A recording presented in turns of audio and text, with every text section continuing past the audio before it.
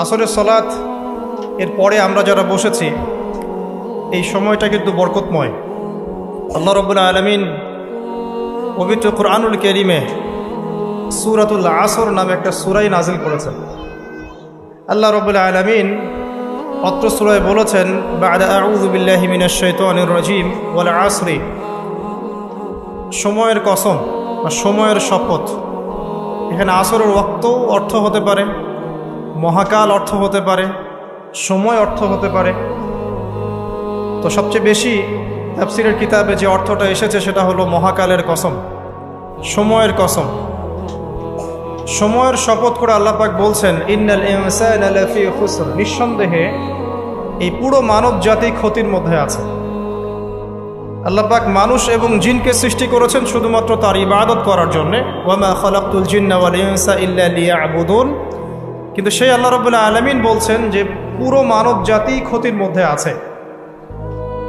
ইল্লাল্লাযীনা আমানু, তবে মানব জাতির মধ্যে তারা ক্ষতিমুক্ত থাকবে যারা কিনা ঈমান এনেছে, এক নাম্বার। দুই, ওয়া আমিলুস সলিহাত, যারা সৎ আমল সম্পাদন করেছে। তিন, ওয়া তাওয়াসাউ বিল হাক্কি, যারা পরস্পরকে সত্যের উপদেশ দিয়েছে। চার, ওয়া তাওয়াসাউ বিস সবর, এবং যারা পরস্পরকে ধৈর্যের উপদেশ দিয়েছে। আল্লাহ সুবহানাহু ওয়া তাআলা এখানে বলছেন সময়ের কসম করে পুরো মানব জাতি ক্ষতির মধ্যে আছে। ইহকালেও ক্ষতির মধ্যে আছে, পরকালেও ক্ষতির মধ্যে আছে। তবে চারটা গুণাবলী যারা অর্জন করতে পেরেছে, তার উপর ইস্তেকামাহ বা দৃঢ় থাকতে পেরেছে, তারা ইনশাআল্লাহ তাআলা দুনিয়ার ক্ষতি এবং পরকালের ক্ষতি উভয় ক্ষতি থেকেই মুক্ত থাকবে ইনশাআল্লাহ আযজা ওয়া জাল। সে চারটা গুণাবলীর এক নাম্বার হচ্ছে ঈমান, দুই নাম্বার নেক আমল, সৎ আমল, তিন নাম্বার সত্যের উপদেশ, হকের দাওয়াত, এবং চার নাম্বার ধৈর্য বা সবর। দেখুন, আল্লাহ রাব্বুল আলামিন সময়ের কসম করে আপনাকে আমাকে কয়েকটা মেসেজ দিয়েছেন।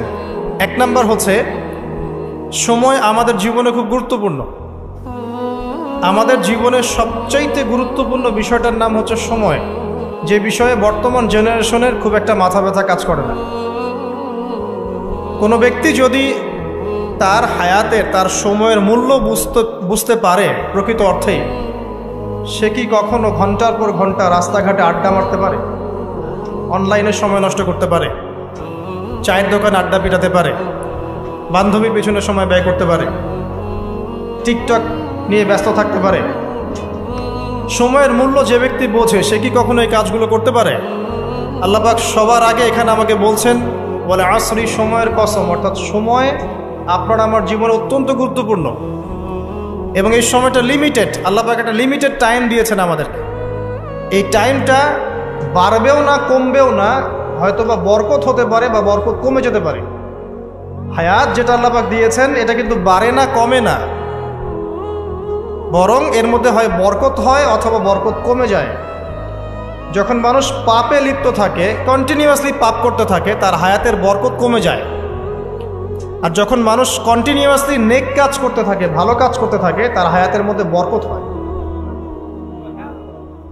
এবং বরকতময় সময়গুলো খুঁজে খুঁজে বের করে যদি কেউ আমল করতে পারে, যেমন শেষ রাত তাহাজ্জুদের সময় একটা বরকতময় সময়, ফজরের নামাজের পরের যে সুবহে সাদিকের যে সময়টুকু, ইশরাকের সময়, চাষ্টের সময়, এগুলো বরকতময় সময়।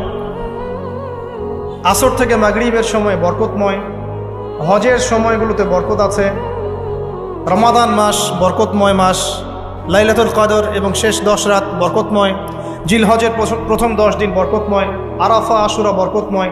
এগুলো খুঁজে খুঁজে বের করে যে ব্যক্তি আমল করতে পারে তার হায়াতে বরকত হবে ইনশাআল্লাহ আযজা। এক কথায় আল্লাহ রাব্বুল আলামিন সময়ের কসম কেন করছেন? আপনাকে আমাকে এটা বোঝানোর জন্যে যে সময় আমাদের জীবনে সবচেয়ে বেশি গুরুত্বপূর্ণ।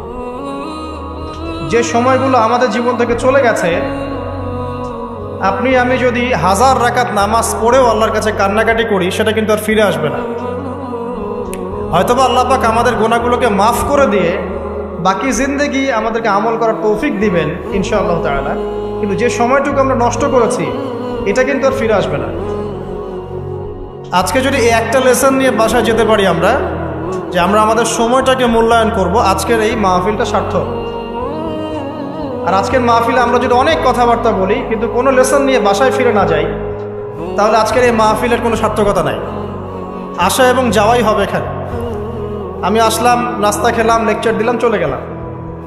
আপনারা আসলেন, দেখলেন, সেলফি উঠালেন, চলে গেলেন। এটাই কি সার্থকতা? না। 1 নাম্বার শিক্ষা নিতে হবে, সময়কে মূল্যায়ন করতে হবে। সময়কে মূল্যায়ন করার জন্য একটা বই সাজেস্ট করব, সেটা হলো প্রোডাক্টিভ মুসলিম। একটা বই আছে, বাজারে পাওয়া যায়, প্রোডাক্টিভ মুসলিম।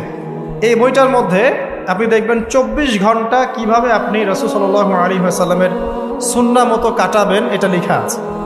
এছাড়া আর অনেক অনেক বই আছে, তবে এই বইগুলো ইয়াং জেনারেশনরা বেশি পছন্দ করে এখন।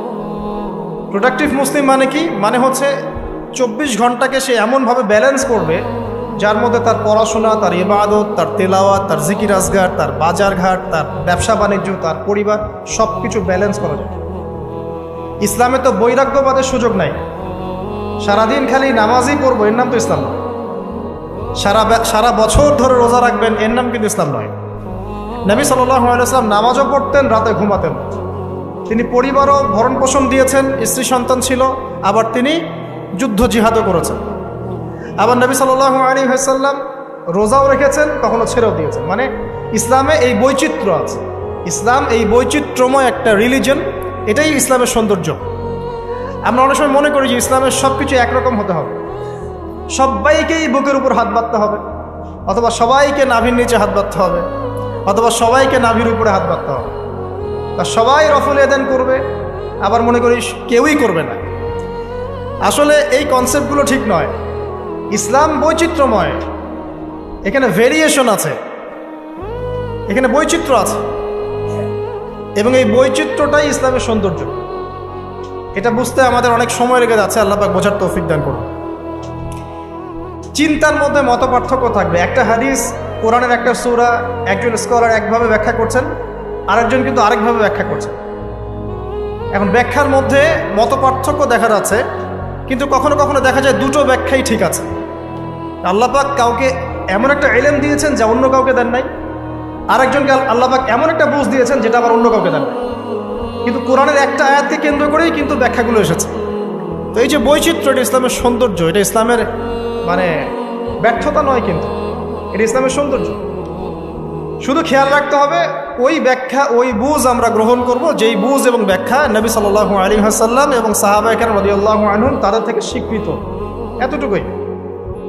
তো যে বিষয়ে আসছিলাম ভাই, সময়টাকে মূল্যায়ন করি। প্রফেটিক লাইফস্টাইল, এটা বলা যতটা সহজ, করাটা খুব কঠিন।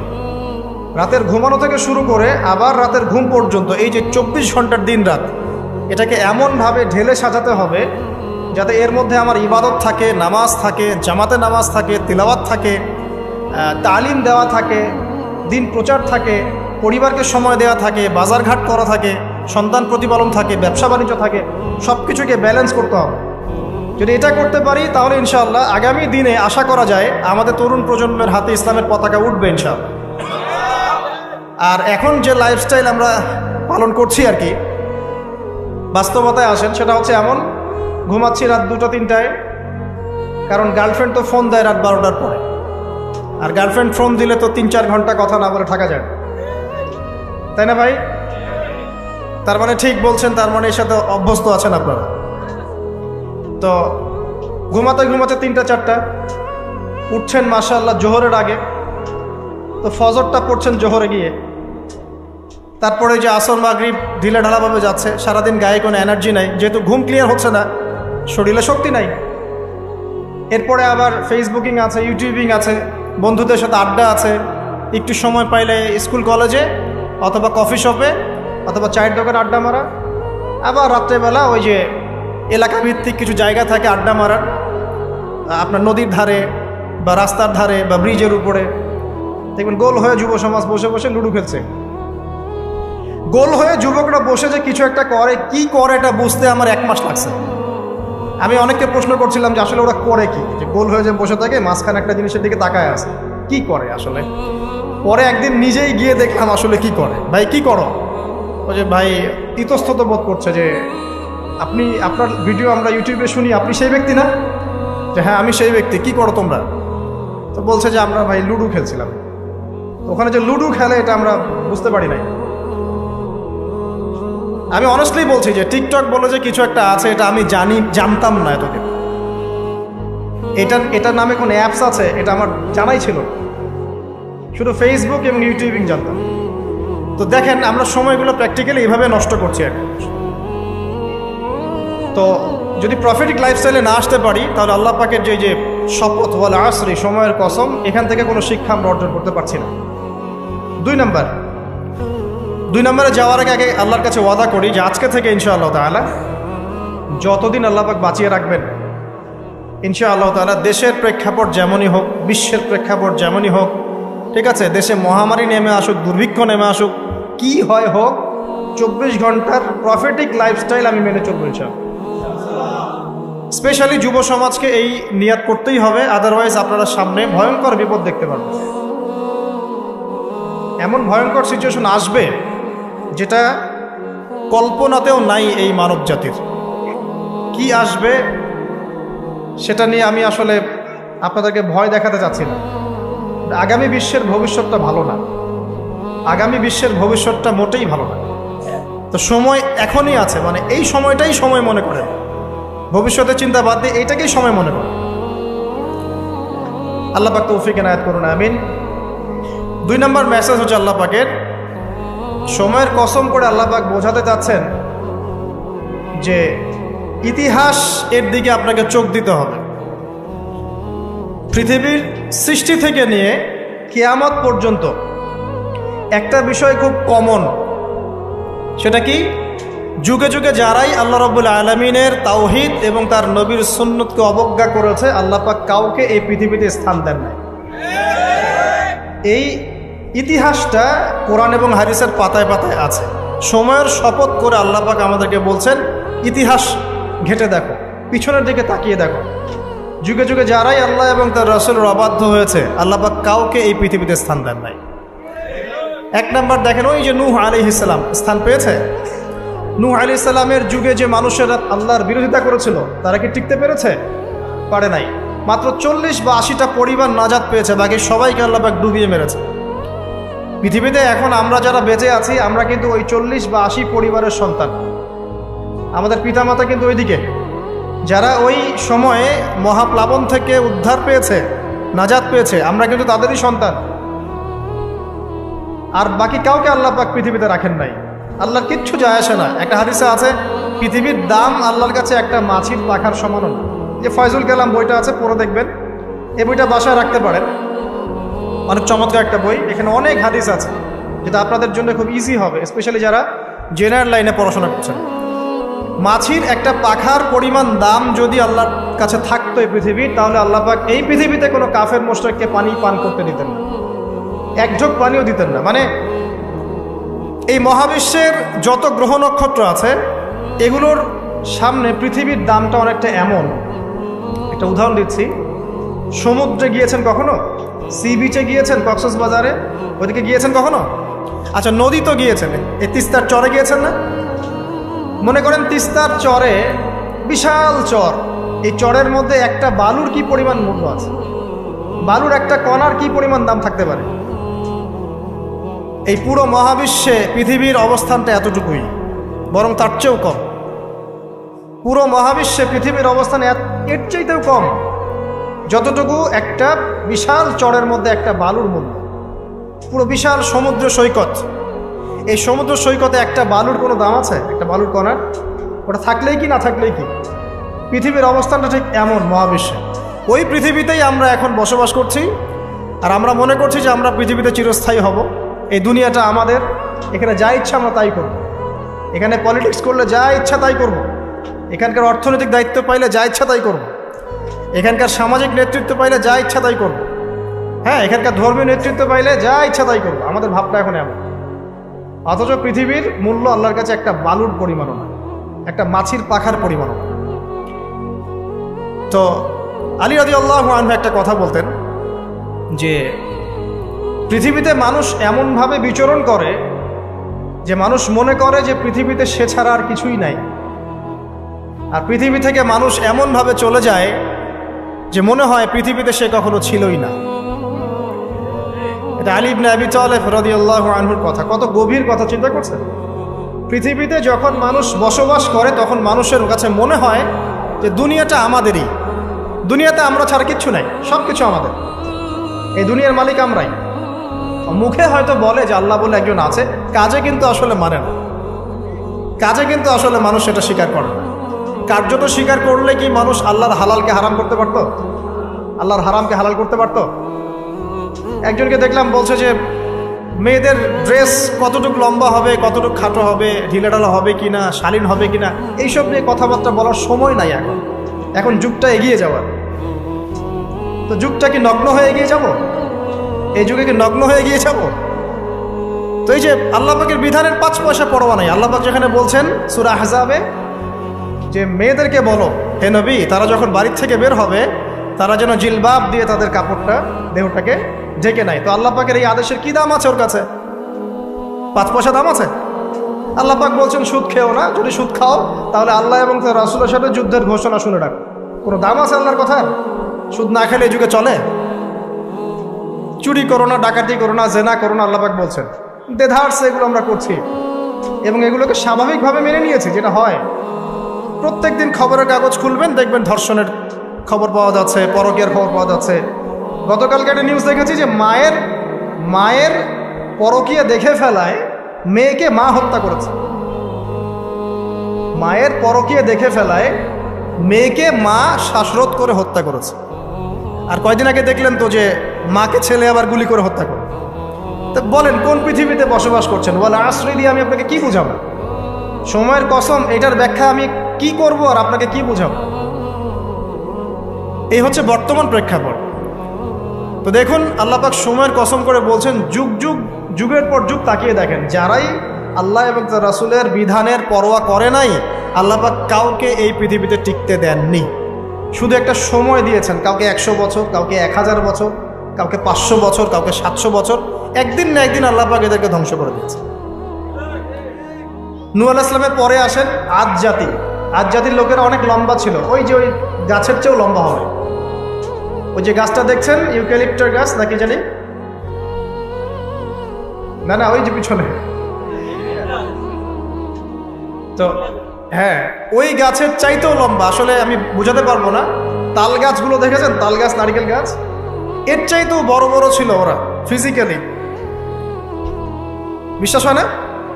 এমনও মানুষ ছিল পৃথিবীতে, আমরা তো এখন ছোট, লম্বা চওড়া মানুষ ছিল পৃথিবীতে, এবং তারা ছিল আদ এবং সামুদ জাতি। তার একটা কথা বলতো যে মান আশাদ্দু মিন্না কুওয়া, আমাদের চেয়ে শক্তিশালী আর কে আছে?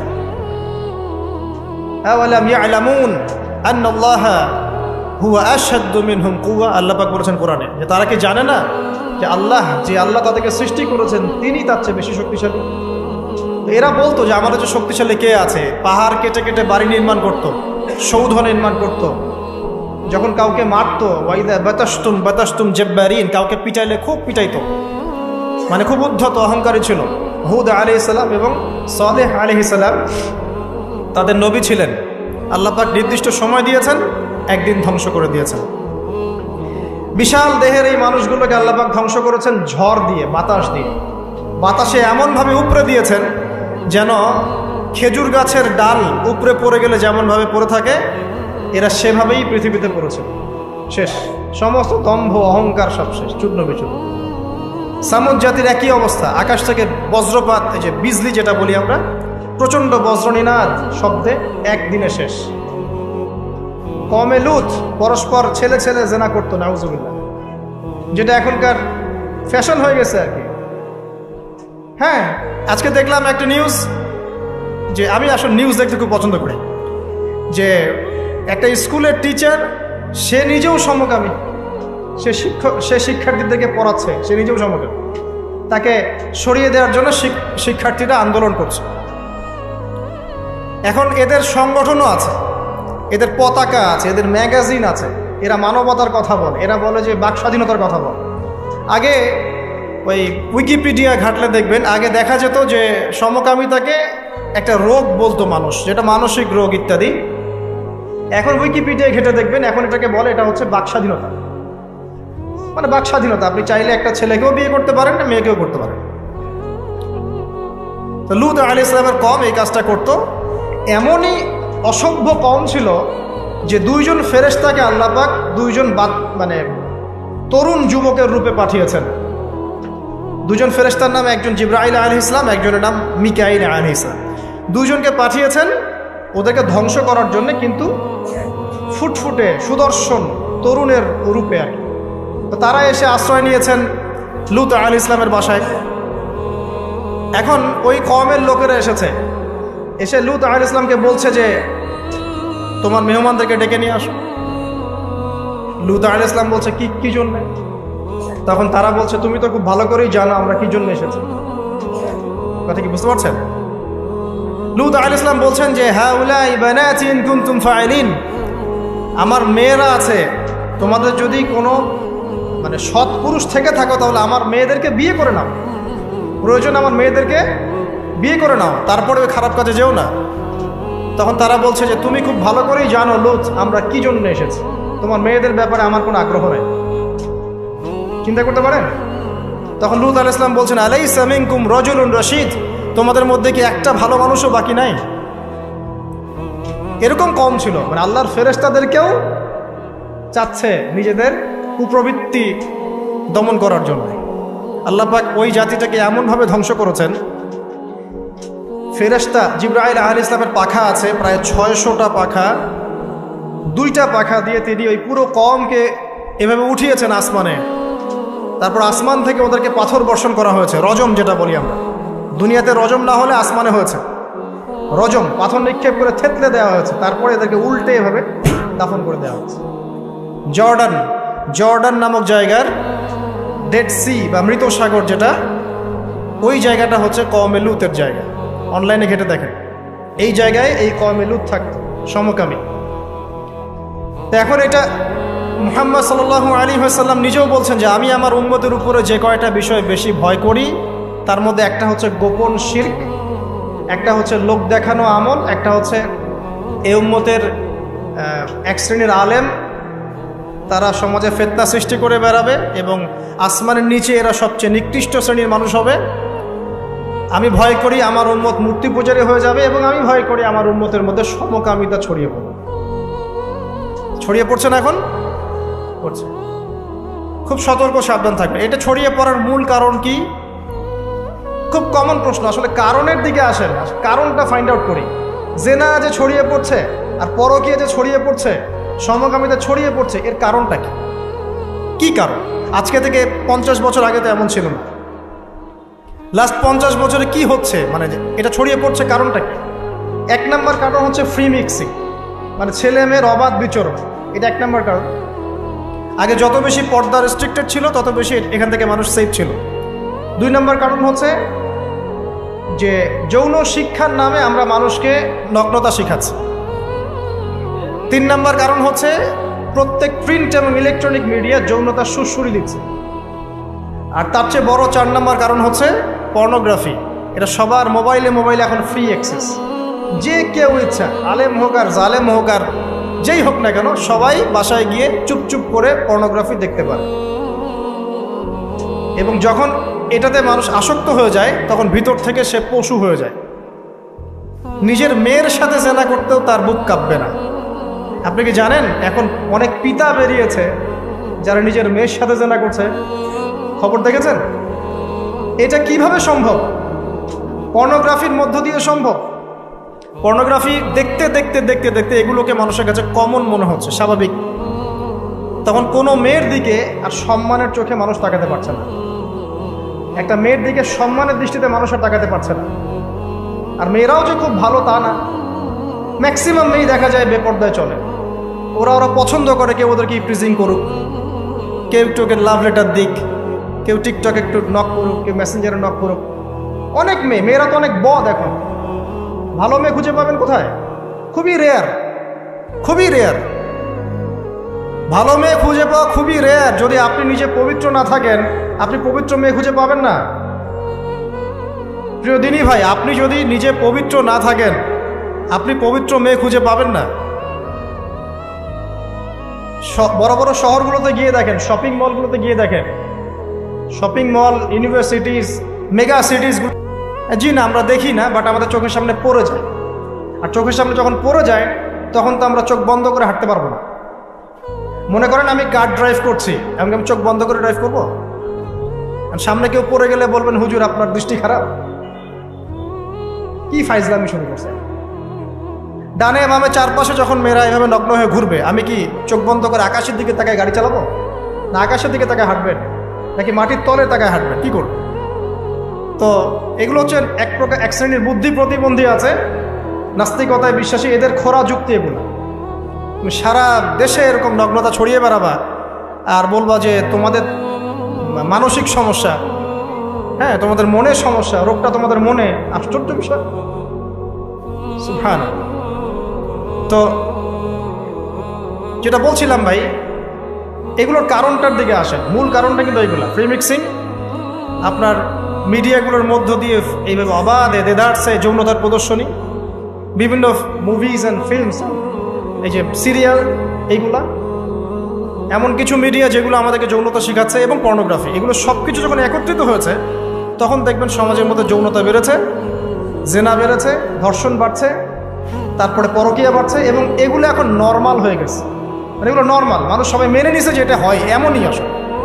ধর্ষণ দিনে 4-5টা হয়, হ্যাঁ রেপ এটা হতেই পারে, জেনা, ছেলে মেয়ে একটা আপোষের সম্মতিতে প্রেম করছে, জেনা করছে, সমস্যার কিছু নাই, এটা বাক স্বাধীনতা, এটা মানুষ মনে করে এখন। হ্যাঁ, দুজন যদি পরস্পর সম্মতিতে জেনা করে এটাকে পাপ মনে করা হচ্ছে না এখন আর। আপনার কথা কি মাথার উপরে আছে? সত্যি, এখন যদি দুজন, একজন ছেলে একজন মেয়ে যদি সম্মতিতে জেনা করে এটাকে পাপ মনে করা হচ্ছে না, জোর করে করলে তখন পাপ মনে করা হচ্ছে। এবং দেখা যায় অনেক পরিবার, আপনি জরিপ করে দেখেন, ম্যাক্সিমাম পরিবারে এখন পরকীয়া ঢুকে গেছে। স্বামীকে নিয়ে স্ত্রী সন্তুষ্ট না, স্ত্রীকে নিয়ে স্বামী সন্তুষ্ট চলছে। আবার যদি কেউ অনেস্টলি একাধিক বিয়ের দিকে যায় তখন তাকে আবার সমাজের দিকে খারাপ চোখে দেখা হচ্ছে। দেখা যাবে একটা স্ত্রী আছে বাসায়, কিন্তু বাইরে 10টা মেয়ের সাথে টাঙ্কি মেরে বেড়ায়, কোনো সমস্যা নাই। 10টা মেয়ের সাথে জেনা করে বেড়ায়, কোনো সমস্যা নাই। কিন্তু একটা মেয়েকে যদি বিয়ে করে তাকে ভরণ পোষণ, তার রেসপন্সিবিলিটি, তার গার্ডিয়ানশিপ, তাকে সম্পত্তির অধিকার, যৌন অধিকার সব কিছু দেওয়ার চেষ্টা করে, তখন সমাজের মানুষ বাঁকা চোখে তাকায়। এটা কোন যুগে আছেন? এটা আইয়ামে জাহিলিয়াত চলছে এখন। আমরা মক্কাকে আইয়ামে জাহিলিয়াত মনে করেন? মক্কার জাহিলিয়াতের চেয়ে 1000 গুণ বেশি জাহিলিয়াত এখনকার বিশ্বে আছে। কেউ চ্যালেঞ্জ করলে আমার সাথে ডিবেট করতে বলেন, আমি প্রমাণ করে দিব যে মক্কার জাহিলিয়াতের চাইতে 1000 গুণ বেশি জাহিলিয়াত এই যুগে আছে। তবে শর্ত হচ্ছে এই জাহিলিয়াত প্রমাণ করতে হবে শুধু কোরআন এবং হাদিসের চোখ দিয়ে, অন্য কোনো চোখ দিয়ে চলবে না। তো এই সব কিছুর উপরে আবার একটা বিষয় আছে, সেটা হলো সবসময় আইনের সুশাসন নিশ্চিত হচ্ছে না।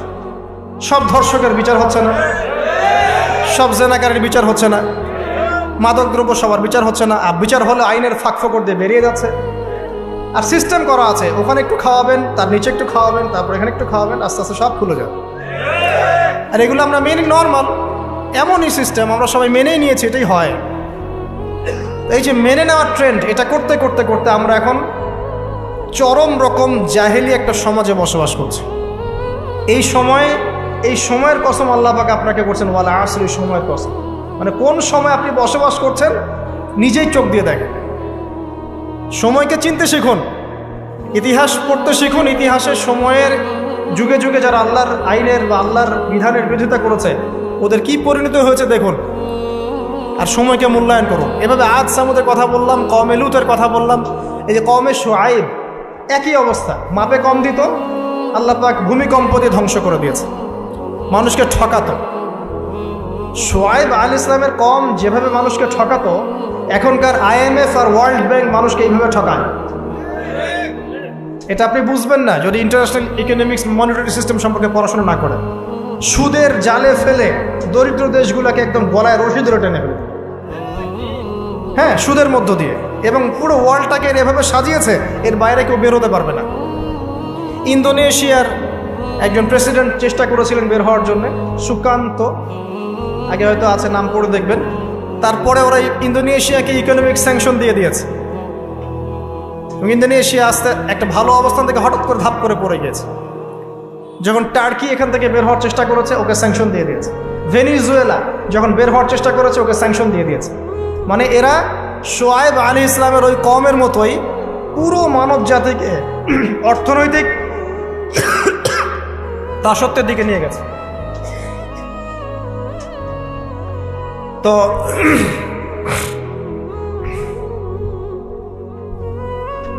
তারপরে আসুন সামনে যাই। ঠিক আছে, বসুন। শোয়েব আলাইহিস সালামের কওমের পরে কি? ফিরআউনের কওম, মুসা আলাইহিস সালাম। ফিরআউন ছিল বিশ্বের সবচেয়ে প্রতাপশালী নেতা, যে নিজেকে এক পর্যায়ে বলেছিল যে আনা রব্বুকুমুল আ'লা, আমি তোমাদের মহান রব, তাই না?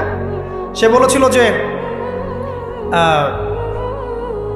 আমি তোমাদের জন্য যা ভালো মনে করি আমি তাই করি, এবং আমি তোমাদেরকে সরল পথ দেখাই। এটা ফিরআউনের স্টেটমেন্ট, এটাও কিন্তু ফিরআউনের স্টেটমেন্ট। তো সে নিজেকে এক পর্যায়ে রব দাবি করে, এবং আল্লাহ পাক তাকে ক্ষমতা দিয়েছিলেন, দীর্ঘ হায়াত দিয়েছিলেন, ওকে জুলুমের ক্ষেত্রে আল্লাহ পাক অবকাশ ছাড় দিয়েছিলেন। এক পর্যায়ে সে মনে করলো যে তাকে ধরার কেউ নাই।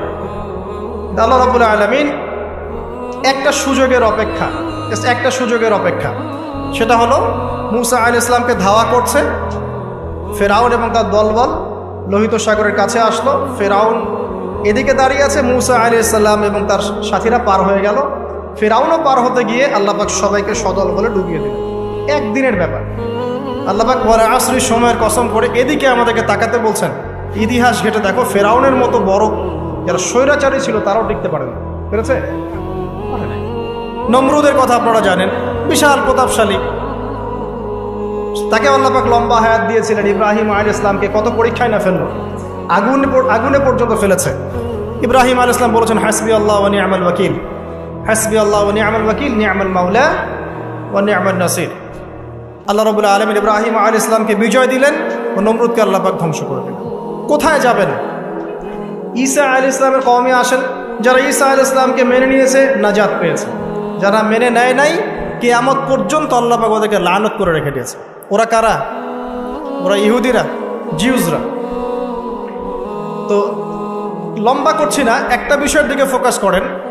সময়ের কসম বলতে আল্লাহ পাক আপনাকে বর্তমান সময়টাকে চিন্তা করতে শেখাচ্ছেন। কারণ আপনি আমি যে সময় আছি সে সময় নিয়ে ভাবতে হবে। 1, 2 সময়কে মূল্যায়ন করতে হবে। 3 অতীতের সময়গুলোর দিকেও তাকাতে হবে, যে অতীতে কখন কার কি পরিণত হয়েছে, কি কারণে হয়েছে। এখান থেকে শিক্ষা নিয়ে সামনের দিকে পথ চলতে হবে। আর সামনের সময় কেমন? সামনের সময় আরও ভয়ঙ্কর।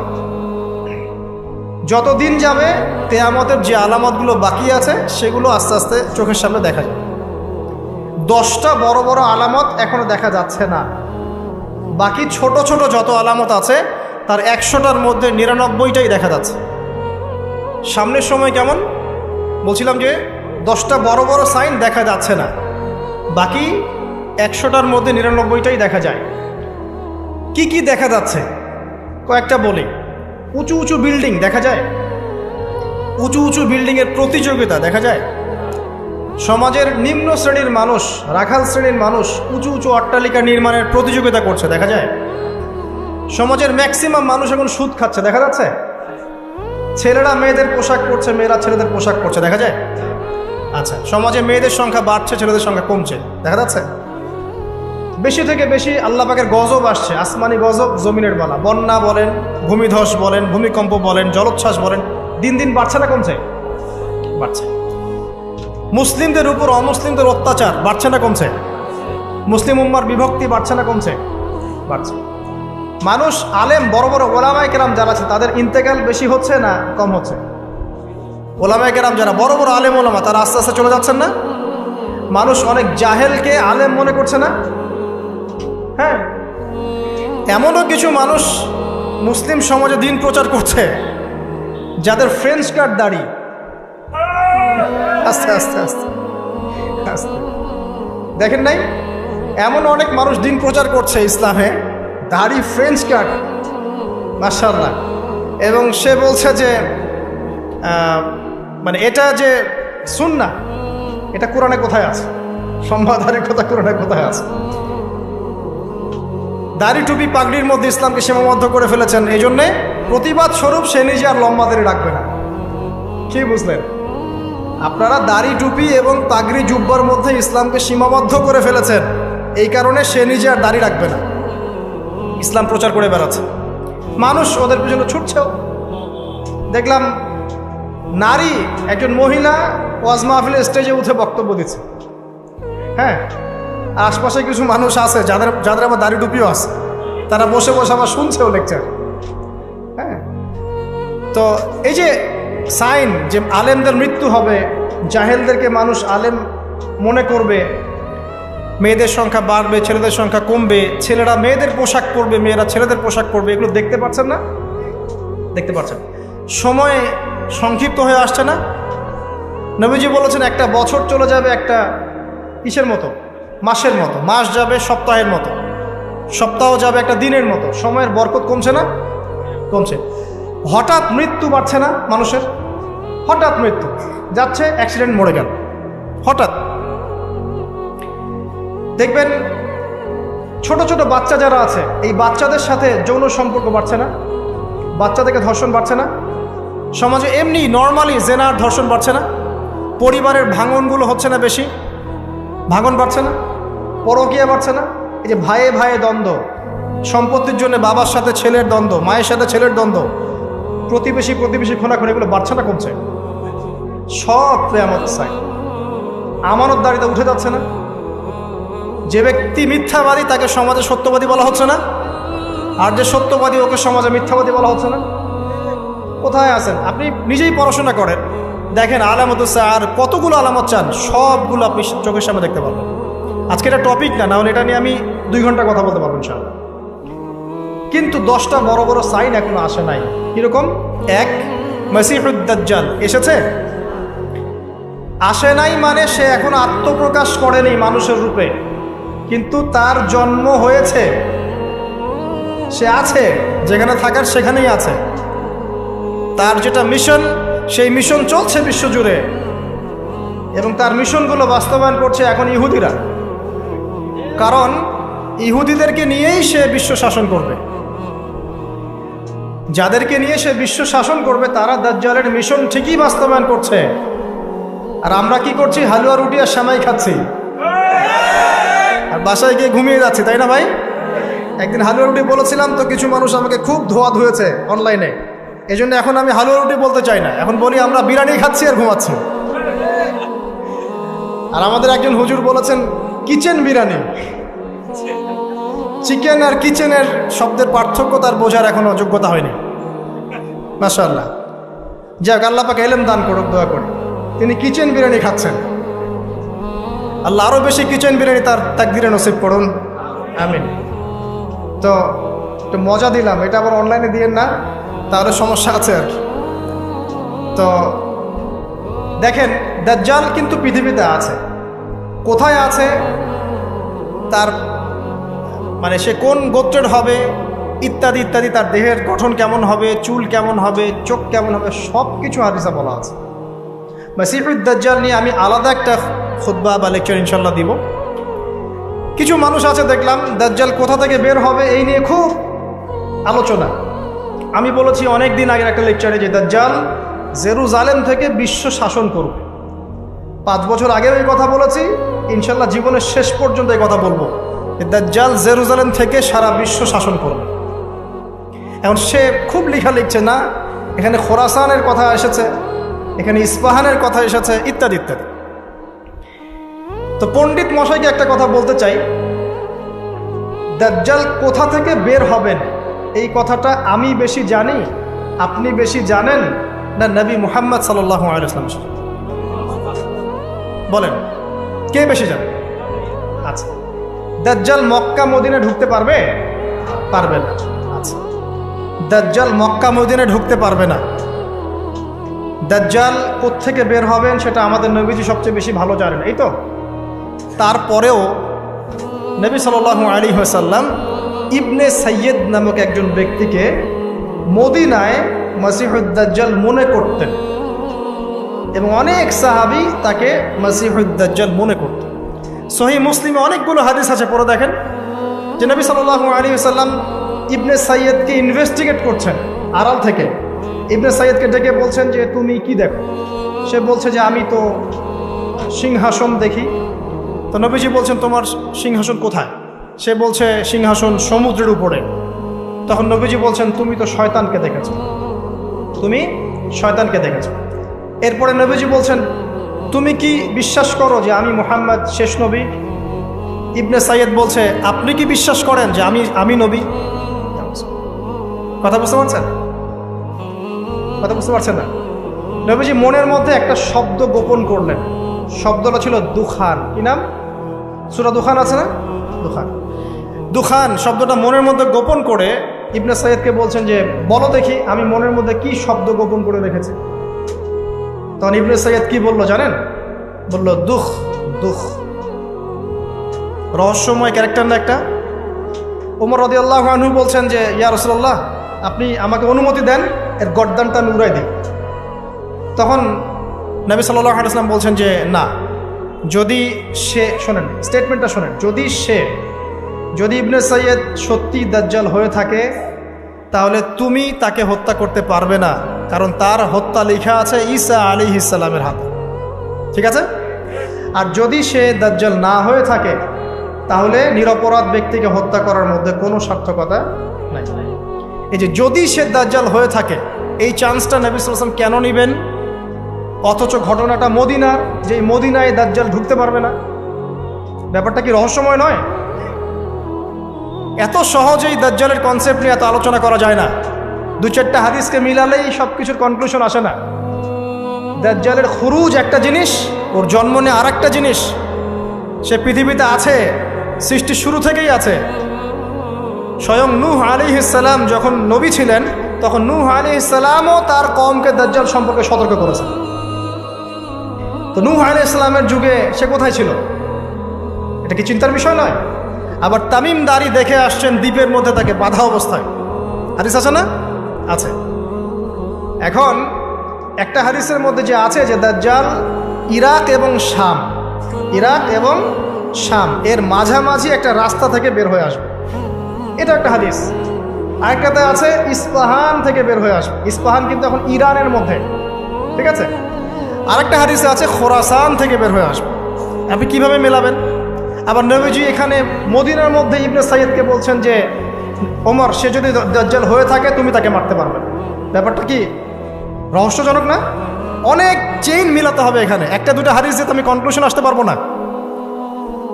আরেকটা বিষয় বলি, ওই যে শাম এবং ইরাকের মাঝখানে রাস্তার কথা আসছে, এই জায়গাটা এখন ইসরায়েলের আন্ডারে পড়েছে।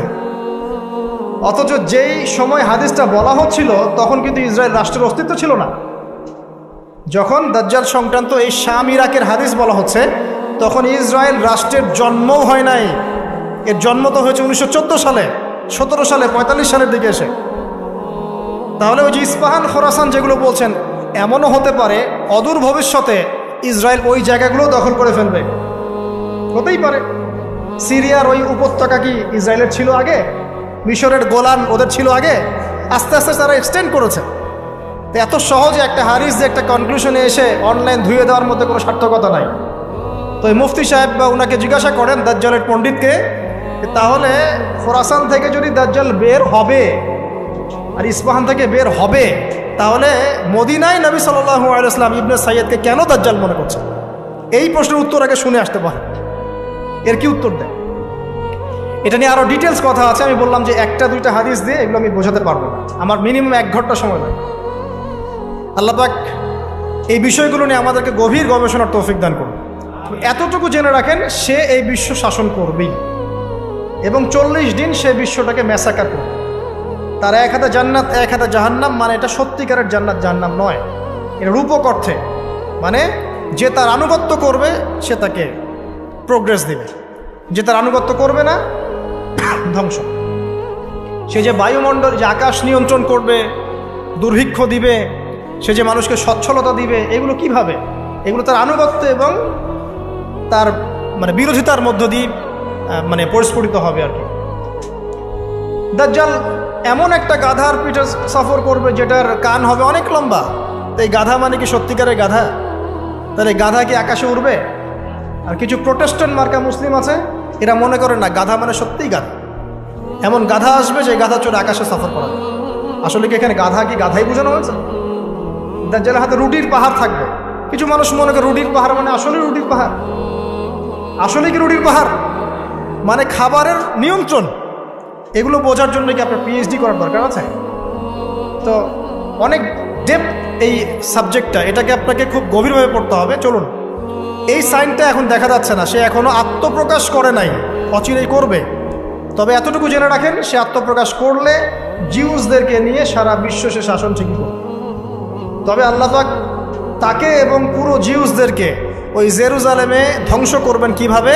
ঠিক যেভাবে আল্লাহ পাক ফেরাউন এবং তার দলবলকে ধ্বংস করেছেন লোহিত সাগর। একই সুন্নাহ, সেম সুন্নাহ আল্লাহ পাক অ্যাপ্লাই করবেন। আল্লাহ পাক সবর করেছেন, ধৈর্য ধরেছেন, সবগুলাকে এক জায়গায় এনেছেন লোহিত সাগরে। তারপর একদিনের মধ্যে ফেরাউন আর তার দলবলকে ডুবিয়ে দেন। একই সুন্নাহ আল্লাহ পাক সবাইকে জেরুজালেমে একত্রিত করছেন, এক জায়গায় একত্রিত করছেন। ঈসা ইবনে মারিয়ামের হাতে, ইমামুল মাহদির হাতে এই সমস্ত জালেমদের পতন এক মুহূর্তে হয়ে যাবে। সব এটা হবে সামনে, এটা দেখা যাচ্ছে না। আর কি ইয়াজুজ আর মাজুজ দেখতে পাচ্ছেন না, 3টা বড় বড় ভূমিকম্প দেখতে পাচ্ছেন না। আর কি পাচ্ছেন না? ইয়েমেনের আগুন দেখতে পাচ্ছেন না, দাব্বাতুল আর্থ দেখতে পাচ্ছেন না, ঈসা আলাইহিস সালামের আগমন দেখতে পাচ্ছেন না। মানে এই যে বড় বড় সাইনগুলো, এগুলো আপনি দেখতে পাচ্ছেন, বাকি সব ছোট ছোট আলামতগুলো দেখতে পাচ্ছেন না? দেখতে পাচ্ছেন। এটা আপনার সময় সামনে অপেক্ষা করছে। আর আল্লাহ পাক, আল্লাহ রাব্বুল আলামিন, আমরা শেষ করছি। আল্লাহ রাব্বুল আলামিন এখন কি বলছেন? যে এই সময়ের কসম করে আল্লাহ পাক বলছেন সবাই আমরা ক্ষতির মধ্যে আছি। আমরা যে ক্ষতির মধ্যে আছি এটাকে বোঝার আর বাকি আছে? পারিবারিকভাবে, ধর্মীয়ভাবে, ইকোনমিক্যালি, আপনার পলিটিক্যালি আমরা যে ক্ষতির মধ্যে আছি বোঝার কি বাকি আছে? পুরো বিশ্বটাই ক্ষতির সম্মুখীন। কিন্তু আল্লাহ পাক একটা শর্ত দিচ্ছেন বা একটা উপায় বলে দিচ্ছেন যে এই 4টা কাজ যদি তোমরা ঠিকঠাক মতো করতে পারো, ইনশাআল্লাহ তোমরা ক্ষতি থেকে বেঁচে থাকবে ইনশাআল্লাহ। আমরা দোয়া করি আল্লাহ পাক আমাদের সবাইকে এই 4টা কাজ সঠিকভাবে করার তৌফিক ইনায়েত করুন, আমিন। কোন 4টা কাজ? 1 নাম্বার, ঈমান, ইল্লাল্লাযীনা আমানু। ঈমান কাকে বলে এটা জানি তো আমরা, নাকি? কয়টা পিলার ঈমানের? কয়টা? 5টা। আর ইসলামের পিলার 6টা, নাকি? ইসলামের 5টা, ঈমানের 6টা। ঈমানের 6টা পিলার কি কি বলেন? 1 নাম্বার কি? আল্লাহর প্রতি বিশ্বাস। দেখছেন এই অবস্থা। তারপরে ফেরেশতাগণের প্রতি বিশ্বাস। 3 নাম্বার আসমানি কিতাবসমূহের প্রতি বিশ্বাস। তারপরে রাসূলগণের প্রতি বিশ্বাস, পরকালের জীবনের প্রতি বিশ্বাস, আর ভাগ্যের ভালো মন্দের প্রতি বিশ্বাস। এই 6টা হচ্ছে ঈমানের পিলার। এই 6টাকে মনে বিশ্বাস করতে হবে, মুখে স্বীকার করতে হবে এবং কাজেও বাস্তবায়ন করতে হবে। আল্লাহ পাক তৌফিক দান করুন, আমিন। এটা হলো ঈমান। যারা ঈমানদার হবে তারা ইনশাআল্লাহ ক্ষতি থেকে বেঁচে থাকবে। 2, ওয়া আমিলুস সলিহাত, যারা সৎ আমল করবে, নেক আমল করবে। সৎ আমল, নেক আমল কি জিনিস? এক কথায় উত্তর হচ্ছে নবী সাল্লাল্লাহু আলাইহি ওয়াসাল্লামের সুন্নাহই হচ্ছে নেক আমল। সিম্পল। তিনি যেভাবে নামাজ পড়েছেন সেভাবে পড়বেন, যেভাবে জাকাত দিয়েছেন সেভাবে জাকাত দিবেন, যেভাবে হজ করেছেন, উমরা করেছেন, সাদাকা করেছেন, তেলাওয়াত করেছেন, জিকির করেছেন, ঠিক সেভাবে করবেন। নবী সাল্লাল্লাহু আলাইহি ওয়াসাল্লাম যেভাবে পরিবার চালিয়েছেন, ব্যবসা করেছেন, চাকরি করেছেন, চাকরি তিনি করেন নাই, মানে মুআমালাত ডিল করেছেন, সেভাবে করবেন। মানে জীবনের প্রতিটা কাজ নবী সাল্লাল্লাহু আলাইহি ওয়াসাল্লামের সুন্নাহ মতো করাই হচ্ছে আমলে সালেহ। তা আমরা বেশি বেশি আমলে সালেহ করার চেষ্টা করবো। আল্লাহ পাক তৌফিক ইনায়েত করুন। এরপরে হচ্ছে ওয়াতাওয়াসাউ বিল হক, পরস্পরকে হকের দাওয়াত দেয়া। তো হকের দাওয়াতটা কি জিনিস? হকটা কি এটাকে শিখতে হবে। হক মানে এক কথায় কোরআন এবং সুন্নাহ। কোরআন এবং সুন্নাহর বাইরে হকের কোনো মানদণ্ড আছে? সত্য মিথ্যার কোনো মানদণ্ড আছে? কোনো কিছু যদি কোরআন সুন্নাহর সাথে মিলে যায় সেটাকে গ্রহণ করতে কোনো আপত্তি আছে? না। কিন্তু কোনো কিছু যদি কোরআন সুন্নাহর সাথে না মিলে, বিপরীত হয়, তাহলে কি সেটা মানবেন? মানবেন না। এই হলো হকের মানদণ্ড। ওয়াকুলিল হাক্কু মির রাব্বিকুম, হক তোমার রবের পক্ষ থেকে আসে।